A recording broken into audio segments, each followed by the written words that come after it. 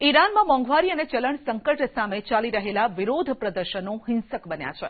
અત્યાર સુધીમાં ઓછામાં ઓછા 62 લોકોના મોત થયા છે અને 2300થી વધુ લોકોની ધરપકડ કરવામાં આવી છે. સુપ્રીમ લીડર આયાતુલ્લાહ ખામેનીએ પ્રદર્શનકારીઓને આતંકવાદી ગણાવ્યા છે અને કડક કાર્યવાહીનો સંકેત આપ્યો છે. દરમિયાન યુએસ રાષ્ટ્રપતિ ડોનાલ્ડ ટ્રમ્પે ચેતવણી આપી છે કે જો ઈરાન નાગરિકો પર ગોળીબારી કરશે તો યુએસ બદલો લેશે. ઈરાનમાં ફુગાવા ઘટી રહેલા ચલણ અને આર્થિક સંકટ સામે લોકોનો ગુસ્સો ફાટી નીકળ્યો છે, જેના કારણે વિરોધ પ્રદર્શનો શરૂ થયા છે, જેણે આંતરરાષ્ટ્રીય રાજકીય ઉથલપાથલ મચાવી દીધી છે. દેશવ્યાપી વિરોધ પ્રદર્શનો વચ્ચે ઈરાને કડક કાર્યવાહીનો સંકેત આપ્યો છે, જ્યારે યુએસ પ્રમુખ ડોનાલ્ડ ટ્રમ્પની ખુલ્લી ચેતવણીઓથી પરિસ્થિતિ વધુ વણસી છે. યુએસ સ્થિત human rights activist news agency અનુસાર અત્યાર સુધીમાં ઓછામાં ઓછા 62 લોકોના મૃત્યુ થયા છે અને 2300થી વધુ લોકોની ધરપકડ કરવામાં આવી છે. ટાઈમ મેગેઝિને અહેવાલ આપ્યો છે કે વિરોધીઓને ગોળી મારી દેવામાં આવી રહી છે. એક ડોક્ટરને ટાંકીને તેણે કહ્યું છે કે ફક્ત 6 હોસ્પિટલમાં ઓછામાં ઓછા 217 વિરોધીઓના મોત થયા છે. દરમિયાન રાજ્ય મીડિયા વિરોધીઓને આતંકવાદી અને તોડફોડ કરનારા તરીકે ઓળખાવીને કાર્યવાહીનું વાતાવરણ બનાવવાનું ચાલુ રાખે છે. ઈરાનના સર્વોચ્ચ નેતા આયાતુલ્લાહ અલી ખામેનીએ ટ્રમ્પ પર આકરા પ્રહાર કરતા કહ્યું છે કે અમેરિકન રાષ્ટ્રપતિના હાથ ઈરાનીઓના લોહીથી રંગાયેલા છે. આ નિવેદન જૂનમાં ઇઝરાયલ સાથેના યુદ્ધ અને તેના માટે અમેરિકાના સમર્થનના સંદર્ભમાં આપવામાં આવ્યું હતું.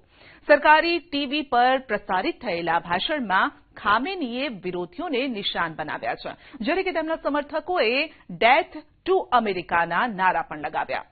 ખામેનીએ કહ્યું છે કે ઇસ્લામિક રિપબ્લિક લોહી પર બનેલું છે અને દબાણ સામે ઝૂકશે નહીં. તેમણે એવો પણ દાવો કર્યો હતો કે ટ્રમ્પને 1979માં ઈરાનના શાહ જેવું જ ભાગ્ય ભોગવવું પડશે.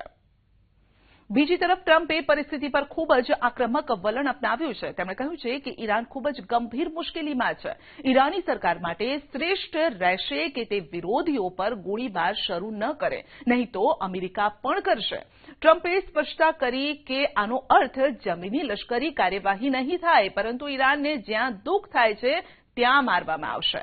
એક મુલાકાતમાં તેમણે એવો પણ સંકેત આપ્યો હતો કે 86 વર્ષીય ખામેની કદાચ દેશ છોડવાની તૈયારી કરી રહ્યા હશે.